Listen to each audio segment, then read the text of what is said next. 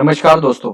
आज हम डिस्कस करने जा रहे हैं हमारा वेल्डर का क्वालिफिकेशन के बारे में। ज्यादातर उसका सर्टिफिकेशन कैसे बनाना है, उसका रजिस्ट्रेशन कैसे करना है, और वो वेल्डर को इनिशियल प्रोडक्शन कैसे देना है, वो वेल्डर का रिपेयर परसेंटेज कैसे हमको डिसाइड करना है, रिपेयर कितना आता है तब वेल्डर को रिवॉक करना है, वेल्डर का रिपेयर का लीनियर रिपेयर कितने आता है या जॉइंट वाइज कितने रिपेयर आते हैं, तब हमको वेल्डर को कितना क्लोज मॉनिटरिंग करना है, कौन से वेल्डर को क्लोज मॉनिटरिंग करने का जरूरत नहीं है, कौन से वेल्डर वेल्डर का भी अलग अलग कैटेगरी दिया गया है, welder A category, B category, C category, D category, उसके बारे में आज हम डिस्कस करेंगे। इसके लिए मैं एक जनरल प्रोसीजर ले रहा हूं कुछ ये कंपनी का, और certification review registration of project welder, उसमें हम आज क्या डिस्कस करने वाले हैं, स्कोप डिस्कस करने वाले हैं। स्कोप में तो जनरली ये मैं अभी बोला वही इसका स्कोप है। उसके बाद एप्लीकेबल डॉक्यूमेंट है, वो जनरली हम एएसएमई B31.1 है, एएसएमई B31.3 है, एएसएमई सेक्शन 9 है, और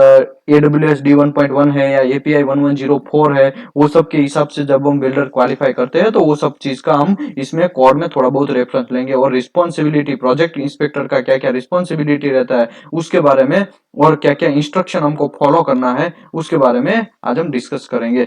तो चलिए स्टार्ट करते हैं हम रिस्पॉन्सिबिलिटी से। सबसे पहले प्रोजेक्ट इंस्पेक्टर का क्या क्या रिस्पॉन्सिबिलिटी होता है जब वेल्डर का सर्टिफिकेशन का हम कर रहे हैं, वेल्डर का क्वालिफिकेशन हम कर रहे हैं, वेल्डर का डॉक्यूमेंट हम बनाते हैं, उस टाइम पे उसका डिस्कशन है। ठीक है। उसके लिए प्रोजेक्ट इंस्पेक्टर का सबसे पहला रिस्पॉन्सिबिलिटी है reviewing the contractor welder, reviewing the contractor welder certification prior to the start of the weld. कभी कभी क्या होता है, कुछ कुछ वेल्डर ऐसे होते हैं कि गलत चलत सर्टिफिकेट लेके आ जाते हैं, कुछ ब्लफ में बना के लेके आ जाते हैं, कुछ पैसा दे के बना के लेके आ जाते हैं। तो इसके लिए प्रोजेक्ट इंस्पेक्टर का रिस्पॉन्सिबिलिटी है कि वो सर्टिफिकेशन सही है कि गलत है, वो सब चीज देखना है। कभी कभी क्या होता है, वेल्डर ना अपना नाम बनाने के चक्कर में, ज्यादा सैलरी लेने के चक्कर में, इवन मैं वेल्डर की बात नहीं कर रहा हूँ, इवन कुछ कुछ इंस्पेक्टर भी ऐसा करते हैं, कुछ कुछ इंजीनियर लोग भी ऐसा करते हैं कि वो पैसा देके सर्टिफिकेट बनाते हैं या खुद से सर्टिफिकेट बना के प्रिंट मार देते हैं, और उसमें डेट नाम कुछ चेंज कर देते हैं, डेजिग्नेशन चेंज कर देते हैं। तो ये सब चीज नहीं करना चाहिए। ये सब चीज देखना किसको है, प्रोजेक्ट इंस्पेक्टर को देखना है कि भाई reviewing contractor welder certification prior to the start of the weld, welding उसको जब टेस्ट पीस देते हैं, WQT मरवाते हैं, उससे पहले सबसे पहले एक इंटरव्यू लेना चाहिए जो प्रोजेक्ट इंस्पेक्टर लेता है। तो इंटरव्यू में ये सब चीज पूछना चाहिए वेल्डर को। लेकिन क्या होता है, वेल्डर की शॉर्टेज की वजह से, वेल्डर मिलता नहीं है, उसकी वजह से जैसा भी वेल्डर होता है, अनक्वालिटी वाला, क्वालिटी उसमें नहीं है, सेमी क्वालिटी वाला है, वही वेल्डर को सिलेक्ट करके आगे बढ़ जाते हैं। तो ये सब चीज नहीं करना चाहिए। उसकी वजह से क्या होता है, प्रोजेक्ट ऑल ओवर हमारा डिले होता है, प्रोजेक्ट ऑल ओवर हमारा रिवर्क बढ़ जाता है, बहुत सारे कंटेंट होता है ऑन जॉब में। प्रोजेक्ट जब बन जाता है उसके बाद अपलोड होता है, जहाँ पे इरेक्शन होके फिर वहां पे प्रोसेस कंडीशन में आता है, तो कभी कभी ब्लास्ट भी होने का चांस है। वेल्डिंग प्रॉपर नहीं मारता है, वेल्डर ब्लफ करता है, तो ब्लास्ट होने का भी चांस होता है। रिसेंटली बहुत सारे ब्लास्ट हुए हैं, आपको पता ही है, एमोनिया ब्लास्ट, दहेज ब्लास्ट, और अभी भी जस्ट अमेरिका में कुछ ब्लास्ट हुआ। तो ऐसा मैं बोलना ये चाहता हूं कि आपको प्रॉपर क्वालिटी वाला वेल्डर यूज करने के लिए आपको सब चीज वेरीफाई करना है कि उसका पुराना एक्सपीरियंस कैसा रहा, उसका बैकग्राउंड कैसा है, वो सब चीज। Registering the contractor welder with valid welder certificate. ठीक है। उसके बाद monitoring the initial production work. देखो कभी कभी क्या होता है कि वेल्डर जब WQT मार देता है तब उसको इनिशियल प्रोडक्शन देना जरूरी बन जाता है। जनरली क्या होता है, पाइपिंग इंडस्ट्री में 3 इनिशियल प्रोडक्शन देते हैं। इनिशियल प्रोडक्शन कुछ लोग बोलते हैं प्रोडक्शन जॉइंट बोलते हैं, production joint PJ1, PJ2, PJ3, कुछ लोग IP1, IP2, IP3 ऐसा बोलते हैं। तब हमको याद रखना है कि 3 प्रोडक्शन मिनिमम इनिशियल प्रोडक्शन देना जरूरी है। कभी कभी वो सब चीज क्यों करना है, टू डिटरमाइन, देखो ये हम इनिशियल प्रोडक्शन देने का रीजन क्या है, तो determine the ability of their ability to make the sound weld accordance with approved welder performance guidance as appendix 1 का है जो मैं देखेगा। लेकिन मेरा कहने का मतलब ये इनिशियल प्रोडक्शन देने का रीजन ये है कि वेल्डर का एबिलिटी हमको पता चले कि प्रॉपर साउंड वेल्डिंग मारेगा या नहीं मारेगा। कभी कभी ऐसा होता है कि WQT तो पास हो जाता है, बर लक बाई चांस भी पास हो जाएगा कभी कभी, लेकिन जब इनिशियल प्रोडक्शन नहीं पास होगा तब हमको पता चलेगा कि ये वेल्डर अच्छा है कि बुरा है। तो इनिशियल प्रोडक्शन जनरली क्या होता है, 3 प्रोडक्शन जनरली हमको देना रहता है जब इंडस्ट्री में WQT पास होके जब वेल्डर इंडस्ट्री में आता है तब। पास हो जाता है तीनों प्रोडक्शन, तब कोई प्रॉब्लम नहीं है, उसको वेल्डिंग स्टार्ट करने के लिए बोलो और स्टार्ट फॉर प्रोडक्शन करने के लिए बोलो तो कोई प्रॉब्लम नहीं। लेकिन तीन हम ज्वाइंट देते हैं और तीन में से कोई एक ज्वाइंट फेल हो जाता है, तब हमको क्या करना है, उसका पेनल्टी दो देना है। पेनल्टी दो देने में अगर दोनों में से कोई एक पास हो गया एक फेल हो गया, चलो एक फेल हो गया, तब उसको रिट्रेन करना है, हमको ट्रेनिंग वापस देना है, उसका WQT फेल नहीं हुआ रहेगा।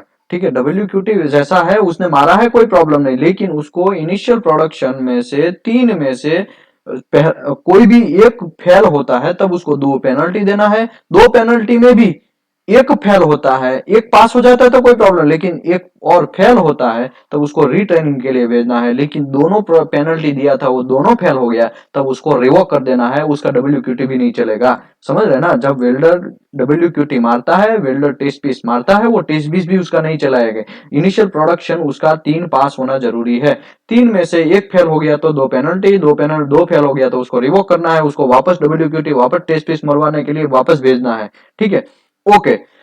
तीन में से दो जॉइंट फेल हो गया, समझो एक जॉइंट फेल हो गया तो उसका दो पेनल्टी देना है, वो हमने बात किया, लेकिन दो जॉइंट फेल हो गया तब उसको क्या करना है, ट्रेनिंग देना है उसका। और ट्रेनिंग कैसे देना है, ऐसे ये 321 के हिसाब से, अगर RT में फेल होता है तो 7 डेज के लिए, अगर विजुअल इंस्पेक्शन में फेल होता है तो 7 डेज के लिए, अगर वो फाइनल वेल विजुअल में या फिर उसका कुछ एक्सेस ग्राइंडिंग कर देता है तो 7 डेज के लिए, ऑलरेडी मैंने लास्ट वीडियो में समझाया है वैसा। लेकिन ट्रेनिंग उसको देने के लिए भेजना है, दो टेस्ट पीस फेल होता है उसका तब उसको ट्रेनिंग देने के लिए भेजना है। और ऐसा आप दो ही बार कर सकते हैं, समझो आपका तीन प्रोडक्शन दिया, दो पहली बार उसने दो प्रोडक्शन फेल हो गया तो उसको 7 डेज या 15 दिन का ट्रेनिंग देने के बाद फिर उसको तीन ज्वाइंट देना, फिर उसका दो ज्वाइंट फेल हो गया तो फिर उसको यहाँ पे वापस ट्रेनिंग देना है और वापस उसको तीन प्रोडक्शन देना है, और तीन प्रोडक्शन में वापस फेल हो गया तो रिवॉक कर देना है।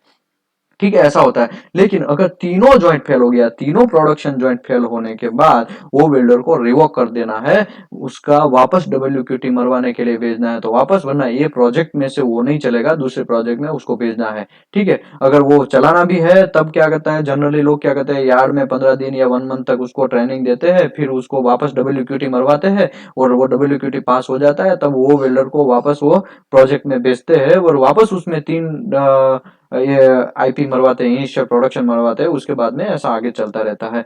ओके, तो मेरा कहने का मतलब यहाँ पे यही है कि आपको ये सब चीज करना चाहिए। ओके, कुछ चीज का मैं एक थोड़ा बोल बोल देता हूँ आगे, कि आपका वेल्डर क्वालिफाई होता है, WQT उसका पास हो जाता है तो उसको वेल्डर क्लियरेंस कैसे देते हैं, जब उस यहाँ पे कौन से WPS में वो क्वालिफाई हुआ वो सब चीज लिखना है, यहाँ पे उसका फोटो चिपकाना है, और कौन से प्रोजेक्ट में हम उसको वो वेल्डर को वेल्डिंग मारने के लिए भेज रहे हैं तो वो भेजना है, यहाँ पे लिखना है, और कौन से कॉन्ट्रैक्ट में वो वेल्डर काम कर रहा है वो सब चीज लिखना है। वेल्डर नेम होना चाहिए और सिंबल, यहाँ पे वेल्डर का मतलब सिंबल मतलब कि नंबरिंग रहता है, नंबर सिस्टम रहता है कि W1 W2 W3 W4 जो भी है XYZ, उसके कंपनी का नाम है, एग्जांपल के तौर पे रिलायंस, तो RIL1 RIL2 RIL3 ऐसा करके उसका एक सिंबल दिया जाता है वो वेल्डर का, यहाँ पे वैसा होता है। ओके, यहाँ पे क्लियर लिखा है, यहाँ पे आप देख सकते हैं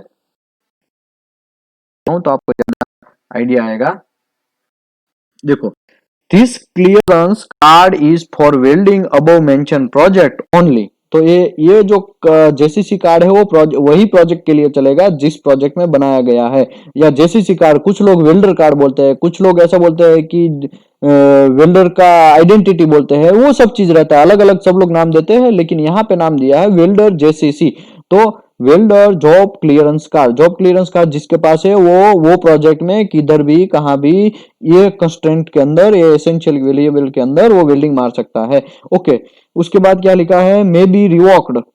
okay, the clearance card for weld, this clearance card is for welding on above mentioned project only and may be revoked if the welder performance is not satisfied. Card must be returned when the welder is revoked of this project. कभी कभी क्या होता है, welder पास JCC sorry WQT पास होने के बाद तीन production दे देते थे, वो भी पास हो जाता है, तब उसको JCC दिया जाता है, सॉरी हाँ JCC दिया जाता है, और JCC जब देते हैं हम, यार ऐसा भी करते हैं लोग कि वो WQT पास होता है उस टाइम पे भी JCC दे देते हैं। ठीक है, तो ऐसा भी कर सकते हैं। तो JCC में अब वो वेल्डर आया, आने के बाद वो वेल्डिंग उसने प्रोडक्शन वेल्डिंग मारना स्टार्ट किया, लेकिन वो वेल्डर रिपेयर लाना स्टार्ट कर दिया, बहुत सारा रिपेयर लाया। तो कुछ कंडीशन में मैं आगे डिस्कस करेगा कौन कौन सी कंडीशन में वो वेल्डर को रिवोक करना, तो आप रिवोक कर सकते हैं, वो वेल्डर को वो प्रोजेक्ट से निकाल सकते हैं, वो वेल्डर को वो प्रोजेक्ट के लिए होल्ड कर सकते हैं, उसके बारे में है। और जब आप होल्ड करते हैं या रिवोक करते हैं उस टाइम पे ये वेल्डर का जेसीसी ये जो कार्ड दिया है वो ले लेना है। ओके, ये पहला पेज हो गया था आगे वाला। ये दूसरा पेज है, दूसरा पेज में आपका वेल्डर जेसीसी कार का बैक पेज है, उसका पीआईडी सेक्शन है, वही लोग लिख सकते हैं इसमें। मटेरियल कौन से पी नंबर में वो वेल्डर क्वालिफाई हुआ है वो लिखना है आपको, कौन से प्रोसेस में। कभी कभी कुछ वेल्डर खाली जीटीएडब्ल्यू में ही क्वालिफाई होता है, कुछ वेल्डर खाली एसएमएडब्ल्यू में ही क्वालिफाई होता है, कुछ वेल्डर जीटीए प्लस एसएमए, तो आपको यहाँ पे लिखना है GTA plus SMA plus SAW plus FCAW, जो भी जिसमें प्रोसेस में क्वालिफाई है वो लिखना है। कौन सा एफ नंबर वो मार पाएगा इलेक्ट्रोड का, F1 F2 F3 F4 F5 F6 F10 या F43 F34, ऐसा करके बहुत सारे एफ नंबर है। कौन से एफ नंबर में ये वेल्डर मार सकता है, WQT उसने कौन से प्रोजेक्ट कौन से जॉब में मारा उसके हिसाब से उसका एफ नंबर, और एज पर सेक्शन 9 या एज पर AWS या एज पर API 1104 के हिसाब से यहाँ पे एफ नंबर आपको डालना है। पोजीशन एंड प्रोग्रेशन, कौन सी पोजीशन में, appeal position 1G 2G 3G 4G 5G 6G, कौन सी पोजीशन में वो क्वालिफाई, अगर 1G वाला है तो फ्लैट पोजीशन मार सकता है, फिलेट वॉल पोजीशन मार सकता है, या 2G वाला है तो 1F flat position and horizontal position, 3F वाला 3G पोजीशन वाला है तो वो वेल्डर खाली फ्लैट पोजीशन एंड और वर्टिकल पोजीशन मार सकता है, 4G वाला है तो वो फ्लैट एंड ओवरहेड वाला मार सकता है। तो मेरा कहने का मतलब ये है कौन सी पोजीशन में क्वालिफाई है वो वेल्डर वो यहाँ पे लिखना है। Minimum and maximum thickness, minimum कितना थिकनेस वो वेल्डर अलाउ है वही वो भी यहाँ पे लिखना है, और डायमीटर रेंज आपको लिखना है कि कितने मिनिमम डाया में क्वालिफाई है और मैक्सिमम कितना तक क्वालिफाई है, वो सब चीज लिखना है। तो ये हो गया हमारा यहाँ पे जेसीसी का बात बारे में। वेल्डर का क्लासिफिकेशन में चार टाइप के वेल्डर का क्लासिफिकेशन है। वेल्डर एक A category, A category, B category, C category and D category. तो ए कैटेगरी वेल्डर मतलब एकदम 5 स्टार, एकदम अच्छा सा वेल्डर, गुड वेल्डर जिसका क्वालिटी कंट्रोल एकदम शानदार है, वैसा वेल्डर। बी कैटेगरी वेल्डर मतलब उसका वेल्डिंग भी थोड़ा अच्छा है लेकिन थोड़ा उसका रिपेयर रेट थोड़ा ज्यादा है, इसकी वजह से उसको बी कैटेगरी में डाला दिया गया। और सी कैटेगरी वेल्डर मतलब उसका थोड़ा वेल्डिंग पुअर है, थोड़ा नहीं बहुत ज्यादा पुअर है, उसको क्लोज मॉनिटरिंग करना पड़ेगा हमको और ध्यान रखना पड़ेगा। हर वेल्डिंग चेक करता है तो उसके ऊपर हमको प्रॉपर तरीके से मॉनिटरिंग करना पड़ेगा, वैसा वेल्डर तो C category welder. D category welder मतलब एकदम पुअर वेल्डर है, उसको या तो रिवॉक होगा या फिर एक दो वीक या प्रॉपर तरीके से हमको ध्यान देना पड़ेगा, फिर भी वो नहीं बराबर वेल्डिंग मारता है तो उसको रिवॉक करना पड़ेगा, प्रोजेक्ट से हटाना पड़ेगा, वैसा वेल्डर को डी कैटेगरी। अभी मैं रिपेयर कैसे निकालते हैं उसके बारे में थोड़ा बहुत मैं बोल देता हूँ। ऑलरेडी मैं ये ऑलरेडी डिस्कस किया था मेरे एक सेशन में, लेकिन अभी मैं यहाँ पे जल्दी बोल देता हूँ कि रिपेयर कैसे निकालते हैं। रिपेयर रेट, वेल्डर का repair rate is equal to LR divide by LW into 100। LR का मतलब है welder total length of repair in week, and LW का मतलब welder total length of weld radiography in week. तो अभी मैं ये बोल रहा हूँ कि एक वीक के अंदर एक वेल्डर ने 8 इंच का एक ही जॉइंट मारा, समझो एग्जांपल के तौर पे। जनरली एक वेल्डर एक वीक में बहुत ज्यादा जॉइंट मारता है, 10 15 18 20 25 30 ऐसा करके जॉइंट मारते हैं, लेकिन समझो एक वीक में एक जॉइंट मारा है 8 इंच का, तो उसका रिपेयर रेट लीनियर वाइज कैसे निकाल, जॉइंट वाइज तो सबको पता है कैसे निकालते हैं, इसी इसी फॉर्मूला में यहाँ पे जे जे लगा दो कि जॉइंट वाइज कर दो तो हो जाएगा, लेकिन लीनियर का थोड़ा प्रॉब्लमेटिक होता है, इसके लिए मैं थोड़ा लीनियर का समझा देता हूँ। 8 इंच का जॉइंट है तो 8 इंच का हमको में कन्वर्ट करेंगे तो कितना होगा, 200, 4 ने 4 8, तो यहाँ पे 203.2 ऑलरेडी मैं पहले से ही करके रखा है, यहाँ पे आप देख रहे हैं 203.203.2, उसको पाई करेंगे तो उसका CF निकलेगा, ठीक है। तो उसका CF निकला अभी 638, देख रहे हैं 8 इंच के जॉइंट का CF निकला 638 तो वो 638 है, वो हमको कहाँ रखना है, welder total length of repair in week. तो यहाँ पे जितना रिपेयर आया है वो 8 इंच में वो, या फिर उसके बाद में उसके नीचे हमको 8 इंच का टोटल लेंथ लिखना है, क्योंकि 8 इंच का जॉइंट है उसका तो हम पूरा ही RT लेंगे ना, पूरा RT में समझो 3 का रिपेयर आया तो 3 ऊपर डिवाइड बाय उसका CF जितना है उतना, क्योंकि पूरा हमने RT लिया है इसके लिए यहाँ पे पूरा डालना है। तो 3 का 8 इंच में रिपेयर आया है तो हमको 3 डिवाइड बाय 638 करना है। तो हम लोग करते हैं अभी 3 डिवाइड बाय 638 बराबर है इंटू 100 है ना यहाँ पे, तो इनटू 100, तो वो वेल्डर का परसेंटेज लीनियर वाइज हुआ 0.47, 0.47। तो मेरा कहने का मतलब यहाँ पे यही है कि वेल्डर का जब लीनियर रिपेयर रेट निकालते हैं वैसे ही हमको सबका रिपेयर रेट निकालना है, और यहाँ पे उसका linear repair rate, joint wise repair rate ऐसा डिसाइड होता है, ठीक है। तो लीनियर रिपेयर रेट अगर 0.2 है, मैक्सिमम 0.2 है, और उसका जॉइंट वाइज 5% है, तो वैसे वेल्डर को ए कैटेगरी वेल्डर बोला जाता है। और बी कैटेगरी वेल्डर किसको बोलते हैं कि जिसका मैक्सिमम 0.5 है लीनियर रिपेयर रेट, और अगर जॉइंट वाइज अगर बोलते हैं तो 7.5% से कम है रिपेयर रेट, तो वैसे वेल्डर को हम बी कैटेगरी वेल्डर बोलते हैं। और इसके लिए हमको कोई टेंशन लेने का, ये दोनों है वो कॉस्ट कंट्रोलिंग वेल्डर है, उसमें हमको कोई प्रॉब्लम नहीं है। लेकिन सी कैटेगरी में यहाँ पे नॉट 7 दिया गया है जो आप देख सकते हैं। तो आज हम पहले नॉट 7 कर लेते हैं, बाद में आगे बढ़ते हैं। उसमें क्या होता है, जनरली लीनियर वाइज 0.5% से ज्यादा नहीं होना चाहिए, और हमारा जॉइंट वाइज है उसके लिए नॉट दिया गया है, वो हम नॉट नंबर 7 देखते हैं। तो नॉट नंबर 7 यहाँ पे है, देखिए, in all cases welder performance should be targeted in A class. तो सभी केस में सभी वेल्डर को ऐसा ट्राई करना है कि सब वेल्डर ए कैटेगरी में आए। इतना अच्छा वेल्डिंग सभी वेल्डर को मानना है कि सभी वेल्डर का टारगेट यही होना चाहिए। सबका टारगेट रहता है, ये इसका ऐसा टारगेट, इसका वो ये बनने का टारगेट, इसका ऐसे बड़े आदमी बनने का। वैसे ही एक वेल्डर जो है उसको ऐसा टारगेट रहना चाहिए कि वो ए कैटेगरी में कन्वर्ट हो, वो ए कैटेगरी में जाए, lowest possible linear and joint repair कम लाए, वैसा। और दूसरा, consulting the process improvement cost effective acceptable category A and B. तो ये मतलब ए एंड बी कैटेगरी है, वो थोड़ा कॉस्ट उसका कम है, प्रॉब्लम नहीं है। कॉस्ट कम मतलब क्या, जहां हमको रिपेयर कम देते हैं वैसे वेल्डर है, तो यहाँ पे हम कॉस्ट इफेक्टिव है, कॉस्ट को हम कंट्रोल कर सकते हैं, A and B category repair हम कम ला सकते हैं वैसे वेल्डर को यूज करेंगे तो। लेकिन सी कैटेगरी वेल्डर है are not cost effective, required the close supervision. आपको एकदम क्लोज और एकदम शानदार तरीके से सुपरविजन करना चाहिए, वैसे उसको सी कैटेगरी बोलते हैं।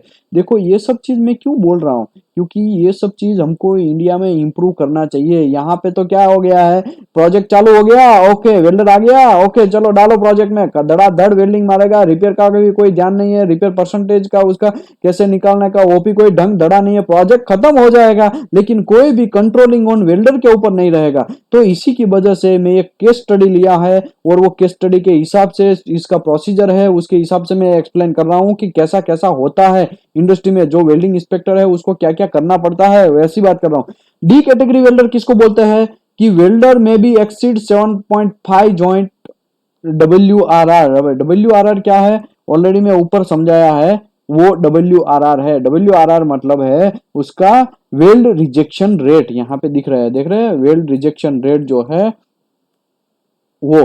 तो वेल्ड रिजेक्शन रेट जिसका 0.75 से ज्यादा, 7.5 से ज्यादा होता है, और वैसे वेल्डर जहां पे हमको उसका लीनियर परसेंटेज 0.5 से ज्यादा और हमारा जॉइंट वाइज परसेंटेज 7.5 से ज्यादा, वैसे वेल्डर को जनरली रिवोक करते हैं। लेकिन उसमें भी उसने 4 कैटेगरी दिया गया है, वैसे क्या क्या करना है, 3 नोट दिया गया है उसमें, कि उसको मैक्सिमम पीरियड 2 से 3 वीक तक प्रॉपर सर्वेलेंस करना है, क्लोज मॉनिटरिंग करना है, 2 से 3 वीक तक। 2 से 3 वीक तक उसमें कुछ भी चेंज नहीं होता है, वो वेल्डर का रिपेयर अगेन बढ़ता ही जाता है, तो वो वेल्डर को हमको ट्रेनिंग में भेजना है। वेल्डर में be consider candidate retrain and retesting, आपको रीटेस्ट में जाना है, या फिर वो प्रोजेक्ट से आप वो वेल्डर को रिवोक कर सकते हैं। ठीक है, यहाँ पे क्लियर लिखा देखिए, revoke qualification and remove from the production work. ये प्रोडक्शन वर्क से हम उसको रिवोक कर सकते हैं, उसको निकाल सकते हैं। ओके, ये हो गया। अभी additional supervision and additional 100% is required until the consistent of the result 7.5 repair rate है उसका लेस, वो जब तक नहीं आता है तब तक 2 से 3 वीक तक हमको कंट्रोलिंग करना है। और 100% ऐसा नहीं कि चलो तू फोन में बोलेगा तू मार दे, मैं देख लेगा बाद में, रूट ऊपर से आके मैं देखता हूँ, रूट तो मार तू, बाद में मैं फाइनल देखेगा, फाइनल मार तू, बाद में मैं देख लेगा, ऐसा नहीं। रूट मारता है तभी भी आपको 100% वहां पे खड़ा ही रह जाना है, और कुछ नहीं। 100% का मतलब क्या हुआ कि भाई वेल्डर जब से वेल्डिंग स्टार्ट करता है तब से जब एंड के वेल्डिंग करता है, फिनिश वेल्डिंग करता है, तब तक वो वेल्डिंग इंस्पेक्टर को पूरा सर्वेलेंस करना है, पूरा सुपरविजन करना है। वैसे वेल्डर को डी कैटेगरी वेल्डर के बोलते हैं और हम लोगों को उसमें पूरा का पूरा ध्यान देना है। ये सब चीज मैं क्यों डिस्कस कर रहा हूँ, ये मैं इसके लिए डिस्कस कर रहा हूँ ताकि हमको पता चले कि ऐसे वेल्डर के साथ हम लोगों को क्या क्या कंडीशन रहता है, हमारे प्रोजेक्ट में रिपेयर परसेंटेज बढ़ता है तो वेल्डिंग इंस्पेक्टर को कौन से तरीके से वो कंट्रोलिंग कर सकता है रिपेयर परसेंटेज को, उसके बारे में पूरा डिटेल में यहाँ पे बात किया है। ओके, मैं ऑलरेडी बोला कि यहाँ पे first 3 production minimum shall be examined, उसका पहले देना चाहिए। Welder not make a additional initial production until the initial performance has been verified, NDT are accepted as per procedure. तो इसका मतलब क्या है कि जब तक वेल्डर क्वालिफाई हो गया, वेल्डर क्वालिफाई होने के बाद उसको 3 प्रोडक्शन देते हैं, लास्ट में मैंने डिस्कस किया वैसे 3 प्रोडक्शन देने के बाद फिर उसका जब तक आरटी रिजल्ट नहीं आता है तब तक उसको दूसरा कोई भी जॉइंट मारने की परमिशन नहीं देना है। ये सब चीज आपको याद रखना है। Three joint shall not be counted in routine daily production for the project WRR। मतलब आप जो डेली जो प्रोडक्शन होता है हमारा वेल्ड रिजेक्शन रेट रहता है, उसमें भी देखो पूरे प्रोजेक्ट का एक डिसाइड किया रहता है कि रिजेक्शन रेट, कि ये पूरा प्रोजेक्ट है उसमें 5% से ज्यादा प्रोजेक्ट का पूरा वेल्डर का रिपेयर रेट बढ़ना नहीं चाहिए पूरे प्रोजेक्ट का। वेल्डर वाइज तो ये दिया ही है, ठीक है, वेल्डर वाइज तो यहाँ पे मैं बोल दिया है कि 0.2 linear wise, 0.4 linear wise, B category C category 0.5 और डी कैटेगरी के लिए 0.5 से ज्यादा होगा तब, और जॉइंट वाइज 5% से ज्यादा कम रहना चाहिए, बी में 7.5 से कम रहना चाहिए, सी में आपको क्लोज मॉनिटरिंग करना चाहिए और डी में आपको 2 से 3 वीक तक क्लोज मॉनिटरिंग होना चाहिए। फिर भी वो सुधरता नहीं है तो उसको रिवोक करना चाहिए। वो सब चीज किया, लेकिन ये तो वेल्डर वाइज हुआ। प्रोजेक्ट वाइज भी कुछ क्राइटेरिया रहता है, तो उसी की वजह से आप ये जो production joint 3 production initial production देते हैं वो प्रोडक्शन जॉइंट को उसमें गिनना नहीं है, WRR में नहीं गिनना है, ठीक है, उसको रिपेयर रेट में नहीं गिनना है, उसको दूसरे कोई जगह पे उसका रिपेयर परसेंटेज, समझो कुछ एग्जांपल के तौर पे एक लाइन है उसका 10% आती है, उसमें इनिशियल प्रोडक्शन तीनों जॉइंट वेल्डर ने मारा है, वो तीनों जॉइंट वो 10% में गिन लेंगे, ऐसा नहीं करना है। ऐसा क्लियर कोड बोलता है कि ऐसा, यहाँ पे ये स्पेसिफिकेशन बोल रहा है कि ऐसा नहीं करना है, ठीक है। आगे बढ़ते हैं। ओके, इसके बारे में तो ज्यादातर मुझे अभी ज्यादातर वो नहीं करना है, अभी मैं हम हमारा ओरिजिनल जहाँ पे था वहां पे आ जाते हैं।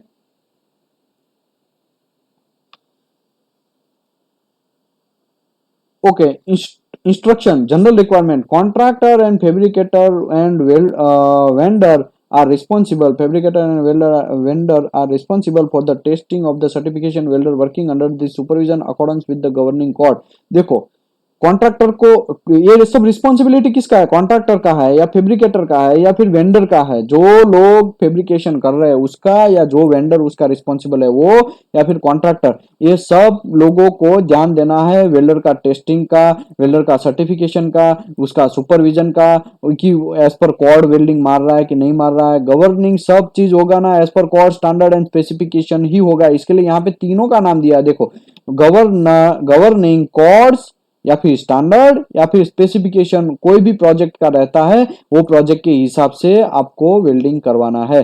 The project inspector shall have the right the required the remove the retest of welder at any time due to unsatisfactory work or poor performance in accordance appendix 1 welder performance guidelines. अभी हमने appendix 1 में देखा welder का percentage criteria उसके बारे में, तो उसमें भी कुछ प्रॉब्लम है तब भी वो वेल्डिंग इंस्पेक्टर को राइट है कि कोई भी वेल्डर उसको लगता है कि ये वेल्डर अभी बिगड़ गया है, वेल्डिंग प्रॉपर तरीके से नहीं मार रहा है, उसका वीविंग प्रॉपर तरीके से नहीं आ रहा है, उसको बार बार इंस्ट्रक्शन देना पड़ता है, ये समझ नहीं रहा है, तो वैसे वेल्डर को भी वो प्रोजेक्ट से निकाल सकता है। वो प्रोजेक्ट इंस्पेक्टर का रिस्पॉन्सिबिलिटी है, उसके पास अथॉरिटी है।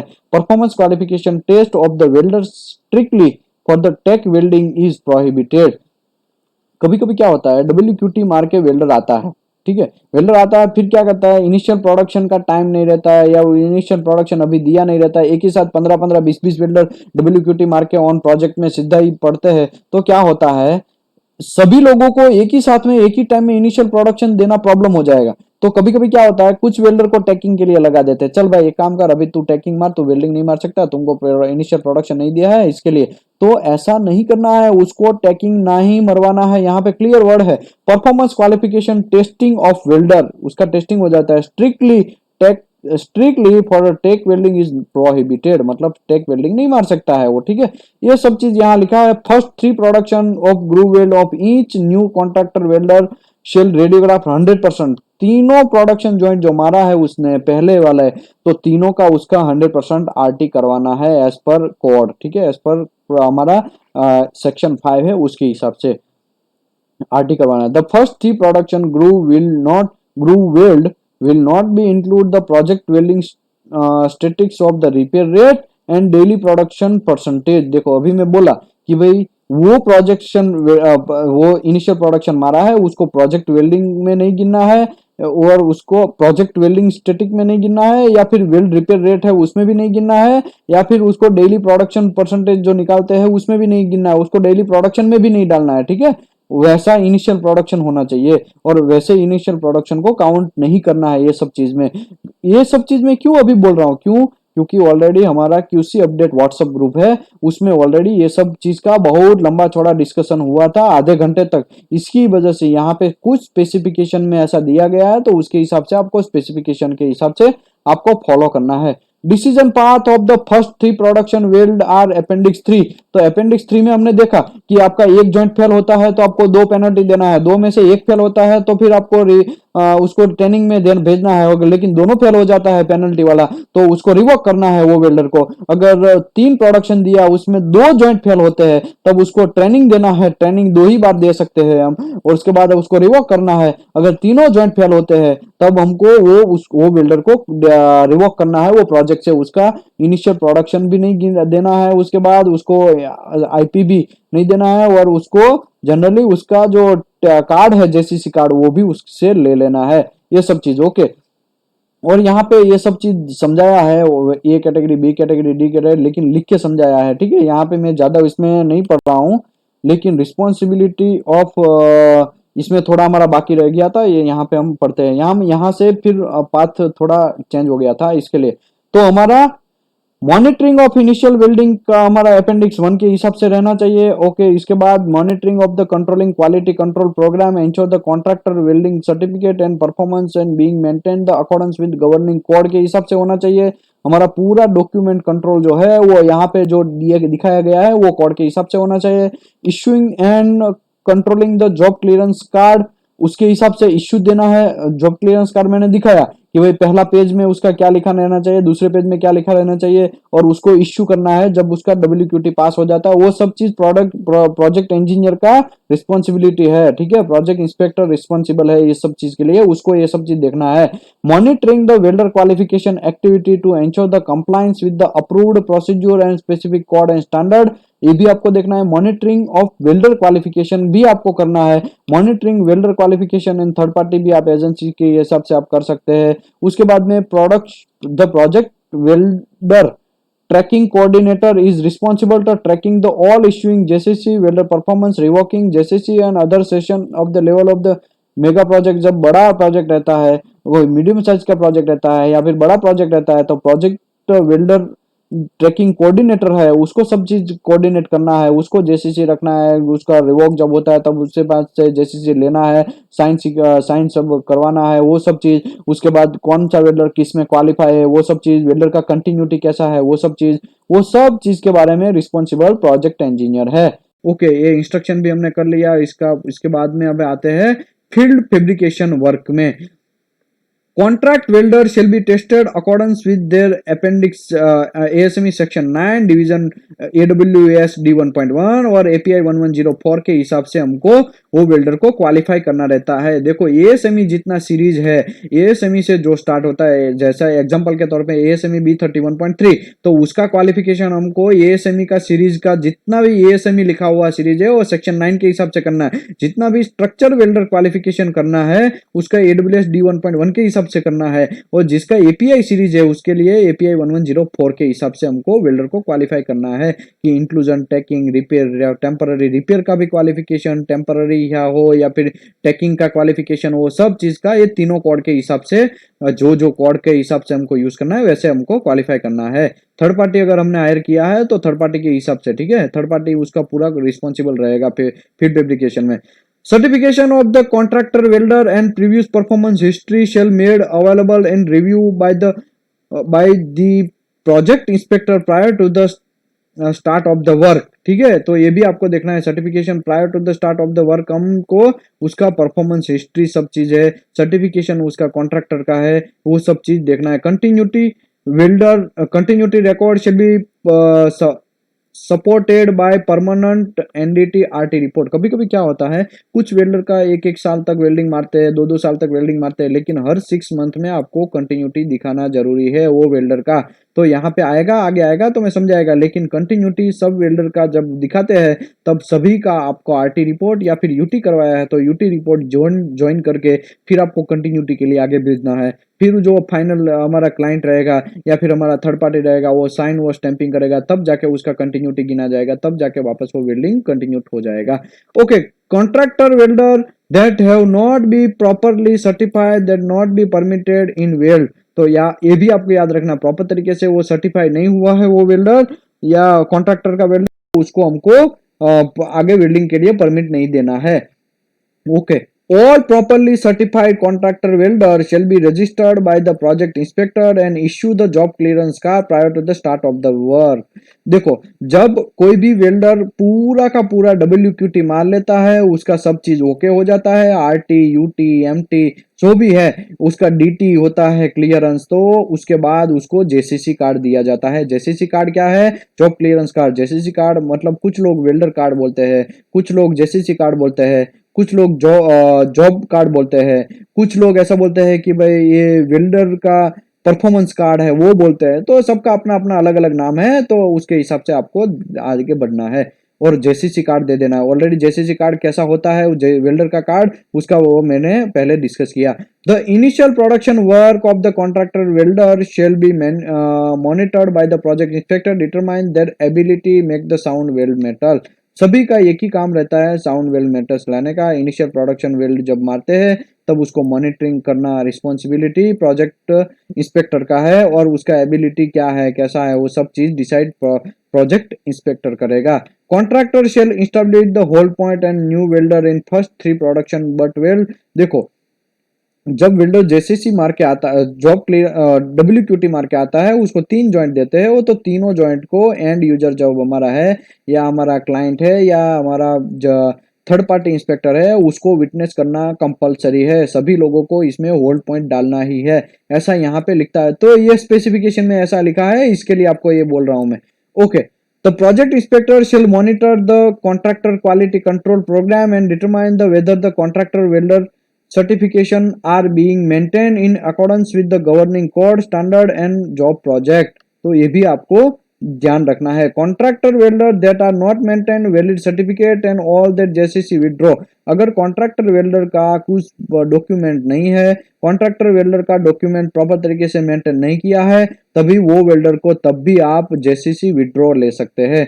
जेसीसी विड्रॉ जब लेते हैं तब आप लेने के टाइम पे उसका लेने के बाद एक रजिस्टर में साइन करवाना है कि हमने आपसे ये लिया है, उसके लिए एक स्लिप देना पड़ता है, वो स्लिप भी आपको देना है कि आपका जेसीसी हमने हमारे अंडर कस्टडी में लिया है, ये सब चीज। ठीक है, all withdraw JCC shall be send the project welder tracking coordinator and there will be kept in file in period of the at least 3 year. आपको 3 ईयर तक रखना है, ये सब चीज फाइल रखना है। ठीक है, यहाँ पे ये पॉइंट का हम ऐसा भी यूज कर सकते हैं कि कभी कभी ऑन जॉब पे वेल्डर का गलत काम कर रहा है, वेल्डर के पास कुछ क्वालिफिकेशन नहीं है, एसएस में क्वालिफाई नहीं है वो फिलर में, और वो वेल्डर वहां पे एसएस मार रहा है, तब भी हम जेसीसी उसका विड्रॉ ले सकते हैं। और हम लास्ट में इन्फॉर्म करते हैं कि भाई वेल्डर ट्रैकिंग जो कोऑर्डिनेटर है उसको इन्फॉर्म करना है कि भाई इसका हमने जेसीसी विड्रॉ लिया है, जेसीसी विड्रॉ करना है इसका, ऐसा करके।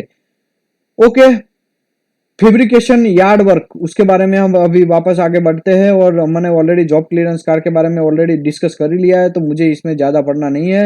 लेकिन वेल्डर का रिटर्न कैसे होता है कि ये सब चीज थोड़ा बहुत डिस्कस कर लेते हैं। Job clearance card, contractor welder working in a field fabrication project such as BI geo work and who are properly certified shall be registered issuing job clearance card। सबका job clearance card आपको देना है या register करना है। job clearance card are only valid for the job to project or job or project which they are issued। Job clearance card can be withdrawn by the project inspector at any time in causes if the contractor welder are not producing work acceptable quality। मैं आपको अभी भी बोला कि भाई कुछ welder कुछ गलत काम कर रहा है, कुछ वेल्डर को आपको डाउट जा रहा है कि ये वेल्डर प्रॉपर तरीके से काम नहीं कर रहा है, ये वेल्डर प्रॉपर वेल्डिंग नहीं मार रहा है, तो वो उस टाइम पे जॉब क्लियरेंस कार्ड को विड्रॉ कर सकता है। ठीक है, once withdraw JCC will only restrain upon the receipt return proof training and successfully completion of the recertification training पे एक दो बार करते हैं तो उसको जनरली वो वेल्डर को क्वालिफिकेशन के लिए तो कुछ प्रॉब्लम नहीं है, लेकिन उसको ट्रेनिंग करना है, रीसर्टिफिकेशन टेस्ट के लिए ट्रेनिंग देते हैं, या फिर उसको ऐसा भी बोलते हैं कभी कभी जॉब वो वेल्डर को रिवोक भी कर देना है, तो वो डिपेंड ऑन वेल्डिंग इंस्पेक्टर या फिर प्रोजेक्ट इंस्पेक्टर के ऊपर डिपेंड है कि उसका क्या करना है। ओके, आगे बढ़ते हैं।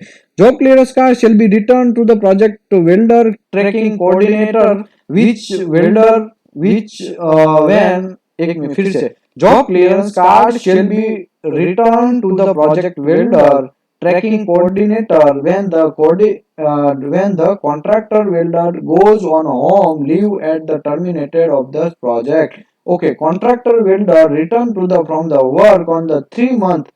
देखो कभी कभी क्या होता है, कुछ वेल्डर 3 महीने के बाद आ जाता है, कुछ मंथ 6 मंथ के बाद आता है। अगर 3 मंथ के अंदर आता है तब उसका आपको वापस री इश्यू करना है या रीटेस्टिंग करने का कोई जरूरत नहीं है, ऐसा आप यहाँ पे बोल रहा है। लेकिन 6 मंथ के बाद आता है तो वो वेल्डर को वो जॉब क्लियरेंस कार्ड नहीं देना है, उसको रीक्वालिफाई करना है।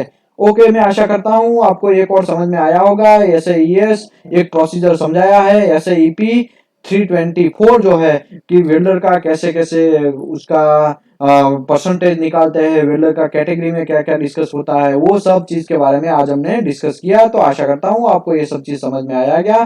Thank you very much. आपका रिस्पांस मिलेगा उसके हिसाब से मैं ये आराम को कोड भी समझाना स्टार्ट करेगा। अगर आपका रिस्पांस ज्यादा मिलेगा तो मैं ज्यादा समझाएगा, आपका रिस्पांस कम मिलेगा तो फिर वापस हम ये सेक्शन 8 डिवीजन